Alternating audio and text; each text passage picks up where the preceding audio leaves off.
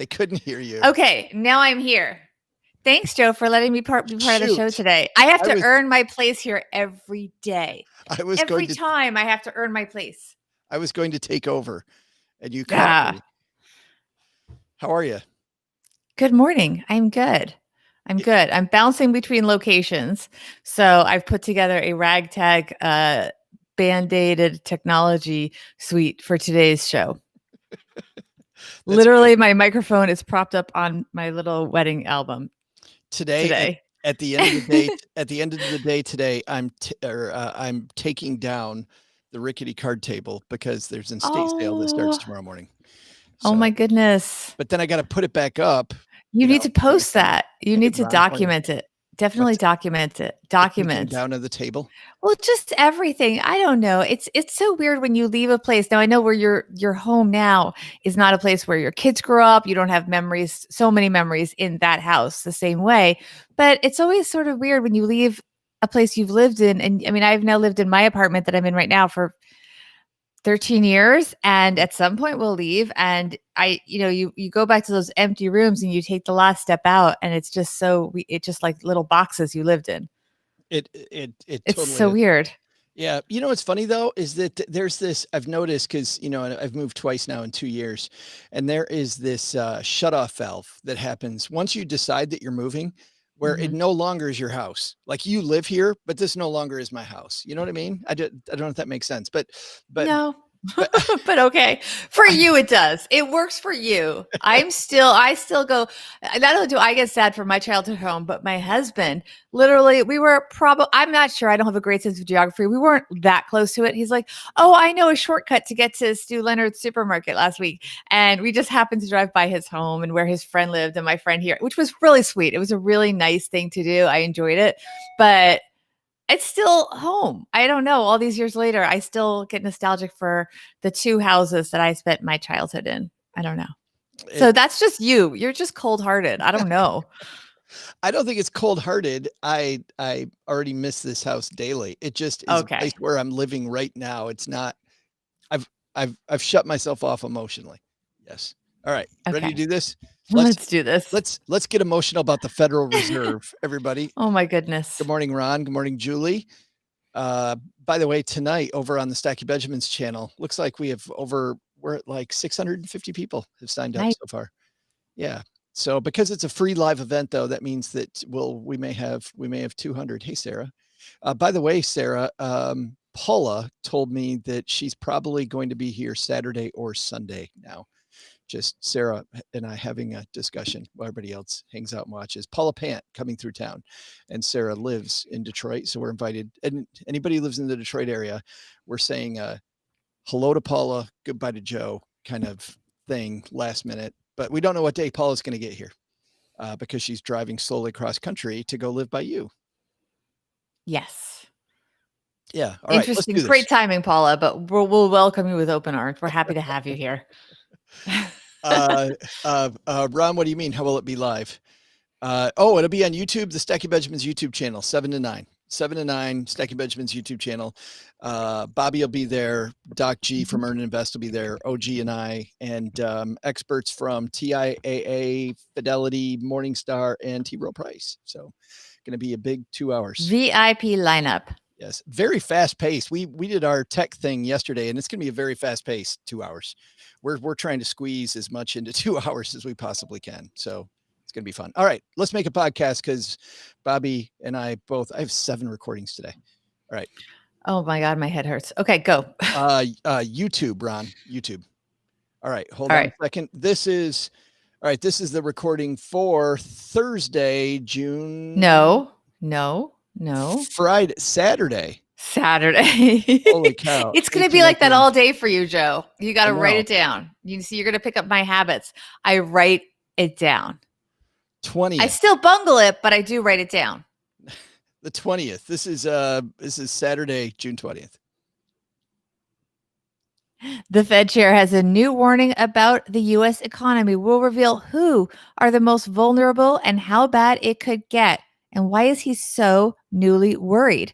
It is Saturday, June 20th, and this is Money with Friends.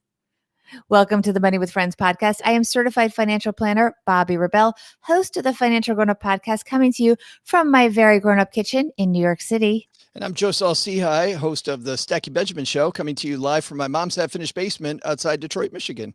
This is the Money News Show that includes commentary on recent headlines and stories. With thought leaders from across the financial landscape, we break those stories down into what matters to you, what you need to know about. And we will leave you with a takeaway to make it your own, our friends. Today's show is brought to you by Tiller Money, your financial life in Google Sheets or Excel, automatically updated each day. Now, with even more templates, had a discussion with Peter Paulson the other day, the co-creator of Tiller, and told me that they have some new foundation templates. So to check out how you can fast and automatically manage your money using Tiller Money, go to tillerhq.com/MWF. And not only can you kick the tires, but then when you decide to sign up, you'll get 10% off your annual subscription. Man, we've had a busy week this last week, Bobby, but the Federal Reserve busy as well, it seems. Very busy, which is good because I think it's been a comfort to the markets. And I like the fact that we know that they're watching very closely. Well, I'll tell you some anecdotes from my reporting days during the show about the Fed and stuff that goes on. Let's get to it. Well, yeah, with that foreshadowing, which one of our friends is going to help us kick this off? All right, this comes to us from a little-known publication called the Wall Street Journal. It's written by Nick Timiraos.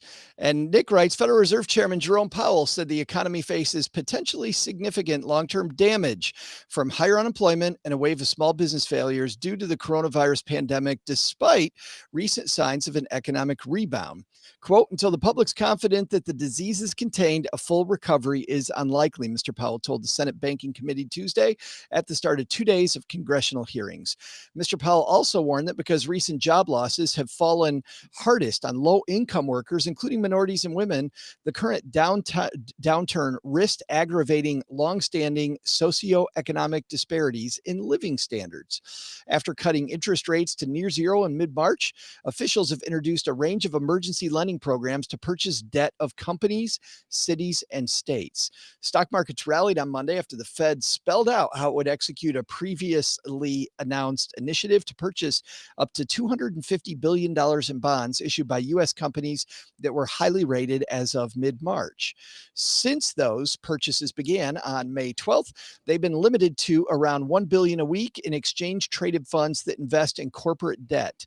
The Fed said the program would also become available to companies that wanted to sell bonds to the Fed. But under the changes announced Monday, the central bank on Tuesday began purchasing individual bonds as part of a custom-built, diversified market index, regardless of whether companies want the Fed to own their debt. The announcement fueled some investors' hopes that the central bank might move beyond a more passive role, supporting market functioning toward a more active one, providing additional economic stimulus. Mr. Powell said Tuesday, the Fed's goals of supporting market functioning hadn't changed. Quote, we're not actually increasing our dollar volume of things we're buying, said Mr. Powell. He said that over time, the central bank would shift away from purchasing exchange-traded funds. Officials aren't planning to make sudden adjustments to the ETF purchases. Mr. Powell said it wasn't the Fed's intent to displace private investors with its purchases if markets recover. The Fed could slow or stop its purchases if markets improve and dial them up if markets deteriorate, he said. The central bank doesn't want to run through the bond market like an elephant, snuffing out price signals and things like that. He said, quote, we want to be there if things turn bad in the economy or things go in a negative direction. Lawmakers at the hearing conducted remotely mostly offered support for the Fed's actions since mid-March and pressed the Fed leader for his views on how to structure any additional support for the economy.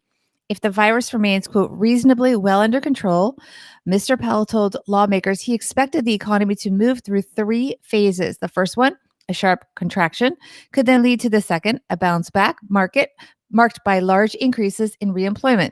Mr. Powell said it was possible the economy was in the beginning of that second phase, but he warned that the third phase of recovery would require Americans to regain their confidence, engaging in activity that requires close indoor contact or large outdoor gatherings. Should we keep going or you want to talk for a few minutes? I think we should. There's a few things I want to talk about, Joe. Yeah, in there. absolutely. No, well, there's oh boy, There's a lot. I thought that was the end of the piece. Yeah. No, I was like, you cued me a little early there, but this is live. That's what happens. Um, Well, and that actually is enough because I think that we've got an idea of where the Fed's going with this.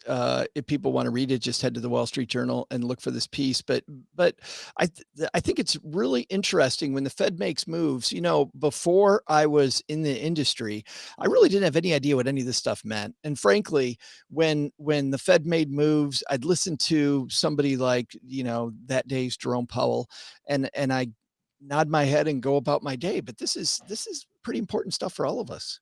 It is pretty important stuff. And I sort of look back when I was at Reuters, I spent a lot of time reporting on the Fed saying things but doing nothing for about a decade. And I think you're referencing Ben Bernanke or possibly Janet Yellen. But that really minimizes the importance of the Fed. When we see them doing nothing, they're not doing nothing. They're doing a lot of things in the background that we don't always fully appreciate or understand. And by the way, you can learn more about the Fed, of course, in many places, but the Fed's own website, it has great explainers on it. So if you just search for that, whatever it is, federalreserve.gov or some iteration of that, that actually will tell you a lot about how they work and how different ways that they can assist the market work. That's actually really informative.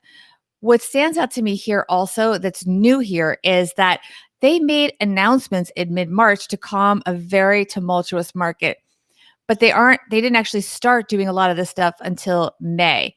So that's going to be interesting how that changes the market dynamic. What's also new is that in the past, there was sometimes a stigma to these the corporate debt from publicly traded companies that would, if they needed Fed assistance buying that debt to finance operations, there was a negative feeling towards it. But now they're saying that they don't have to ask.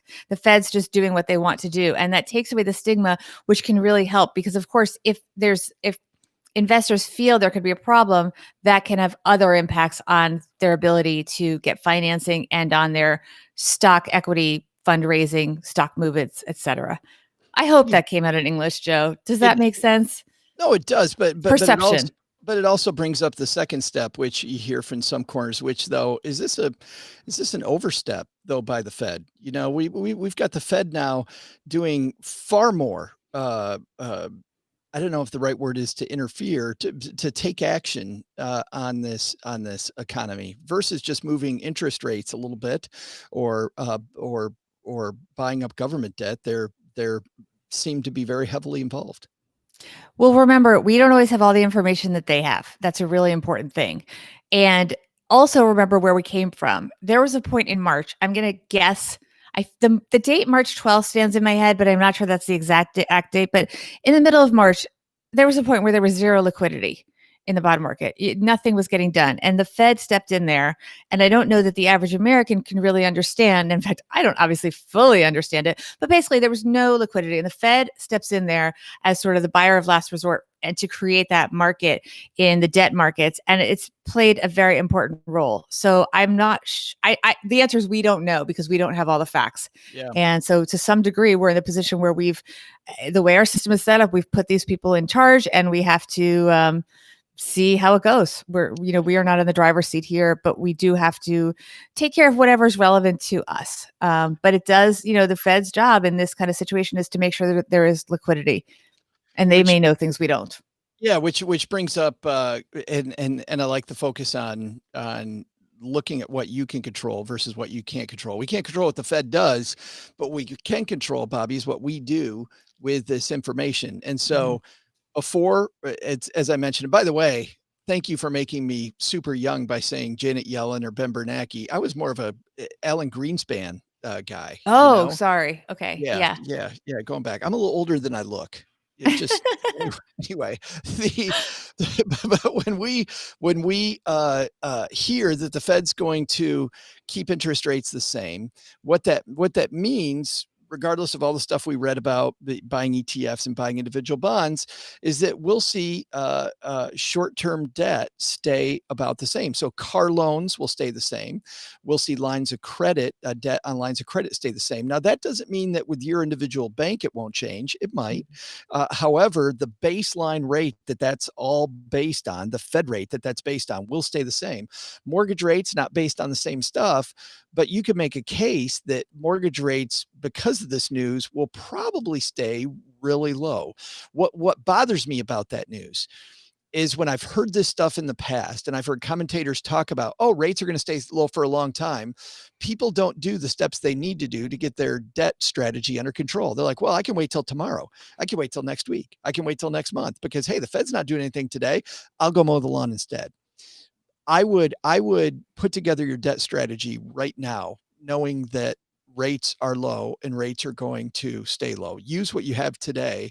And then if you need to adjust tomorrow, just know that things aren't going to change dramatically over the next few months. And you make an excellent point because we know what rates are today when we wake up, but also, and I agree with you that rates very likely will not change, but the world changed over a very short span of time, days, entire industries. We didn't know at the time, but you look at, whatever, like all the shows, all the entertainment business and where you live entertainment, conferences, that whole business was basically shut down in a period of days that no one could have ever seen. So even though the Fed has said they're committed to low rates, and we have no reason to doubt that, we have seen extraordinary events happen that we could have never imagined. So Joe is absolutely right that if you are thinking of refinancing and these are rates that work for you, for your individual situation, that's something that you shouldn't necessarily just assume that nothing will change and you will have the same rates available to you going forward. I think that's a good place to end this particular discussion. In just a moment, Bobby and I will have our big takeaways from today's show. But before we do that, just want to say a big thanks to Tiller Money for supporting Money with Friends. When you use Tiller Money, what you're going to find is that you have the most flexibility in your budget to do it the way you want. We did a Stacky Benjamin show recently, Bobby, where we talked about different ways of controlling your money and different ways of budgeting. And whether you're somebody that likes to do every line item, if you're somebody that uses an envelope program, somebody that just likes a very, very loose budget to kind of know where you're at and track your funds, Tiller works with all those. When you look at individual apps out there on the market, different apps work better with different things. Now, why is Tiller great at all of them? Because there are multiple templates and you can choose the one that you want. And if you don't like the one that's closest to the way you want to budget, you can change it because it's a spreadsheet. Easy to use, robust under the hood. Give it a spin. It's at tillerhq.com/MWF.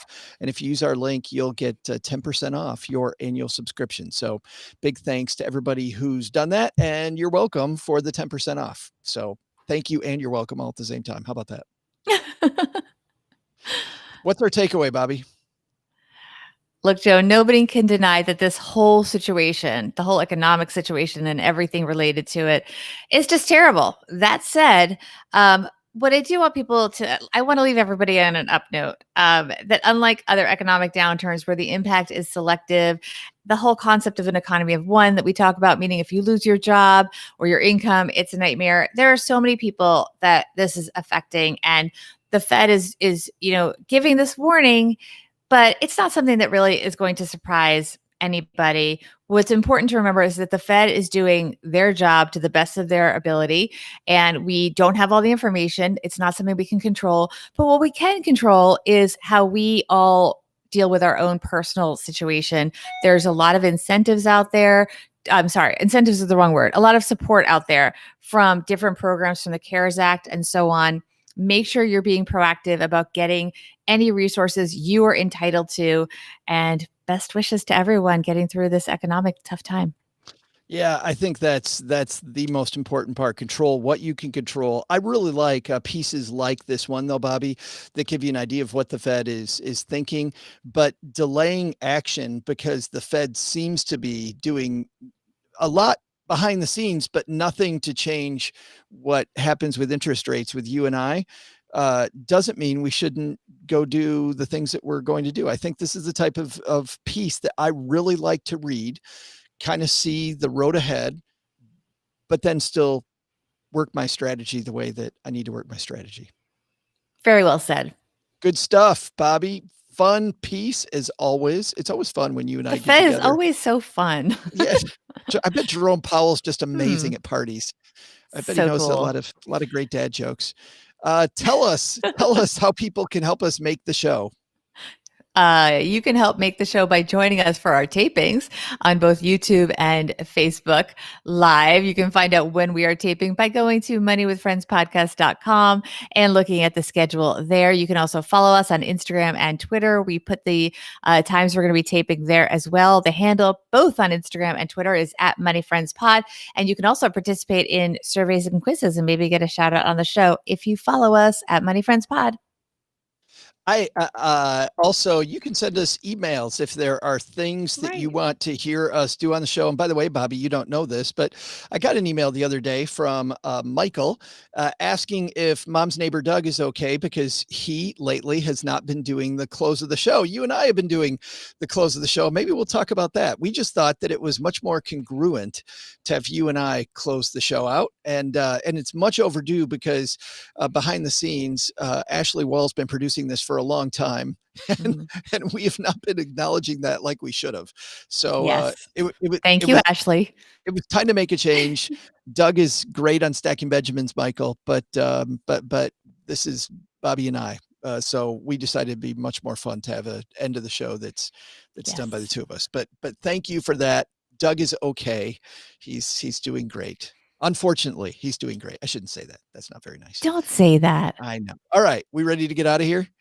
We'll see everybody back here on Monday. We're going to talk about booze on Monday. What a great way to start our week with booze here on Money with Friends. Yep. Bye. 17 minutes. All right. Are we going to start and restart? Everybody come back. Yes, we will be right back. We're going to reboot this video.